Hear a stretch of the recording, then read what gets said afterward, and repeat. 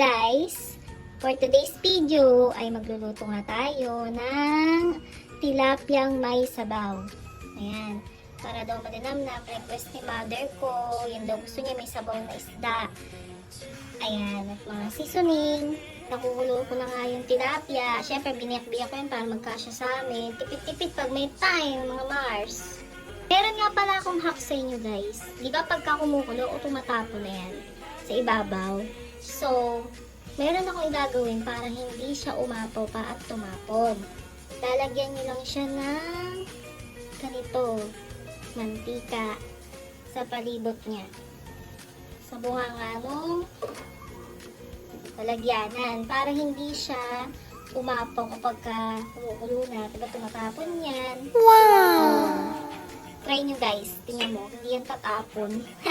Siyempre, kumukulo-kulo na. Ayan, ilalagay na natin yung sibuyas. Ayan, ilalagay na nga natin to dito. Ayan, at nailagay ko na nga. Ayan, ayan natin kumulo-kulo. Sabay ko na nga din ilagay itong okra. Siyempre, kailangan niya dahil may diabetes si nanay. O, diba?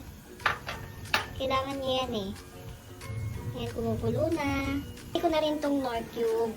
Ayan. Lalagyan din natin ng seasoning para mas sumarap. At yun nga guys, hindi ako naglalagay ng betchin. Kasi ayoko talaga ng mabetchin na pagkain. So, ito lang yung nilalagay ko pero hindi ko nilalahat. Kalahati lang. Ayan. Bawal kasi maalat sa amin. Kasi yun nga, syempre, mga senior na yung kakain. Lalo yung tatay ko, pareho pang na-stroke. So, yun, kailangan malinam-nam yung kinakain nila. Hindi tayo laging maalat. Maglalagay nga rin ako ng konting patis, konting-konti lang. Nung naghihintay nga ako maluto, nagugutom na yung mga junakis kong pusa, oh. Nag-imiyawa na sila sa akin. Naghihintay na sila ng cat food. At naaamoy nga rin nila yung niluluto ko. Yan yung aking mga alaga. Yan, matatakaw. Kaya ko na nga din itong pechay bagyo. Wala kasi makuhang pechay sa talipapa. Walang mabili. Kaya ito na mo. Tapos wala din kangkong. Kaya yan, lalagay na natin. At ayan, hintay na lang natin siyang kumulo. Hindi ko nga alam guys kung saan natutunan ng mga magulang ko yung luto na to eh. Gusto daw talaga nila yung may sabaw na tilapia. So ayan na, yung request nila. Actually, dati talaga, hindi talaga ako nagluluto. At hindi ako sanay magluto. Diyos ko, day. Talagang hindi ako perfect. Lagi nila pinipintasan yung luto ko kahit nag-graduate ako ng HRM. Diyos ko, wala. Hindi talaga ako marunong. Pang dessert lang ako, mga baking, ganyan. Tapos timpla-timpla ng mga bartending. Pero yung pagluluto talaga ng ulam, naku, ligwak talaga tayo dyan mga guys. Nagbuka nga siyang sopas. Grabe siya, oh. Sopas. Tapos tilapia, ano yun? What? At habang iniintay nating maluto, kakanta nga tayo muna. Kantahan muna natin to na, ano ba magandang kanta guys? I'd rather have bad times with you when good time with someone else. I'd rather be beside you in a storm than safe and warm by myself. Oh, tama na. Baka ma-copyright na naman tayo. Sayang yung video.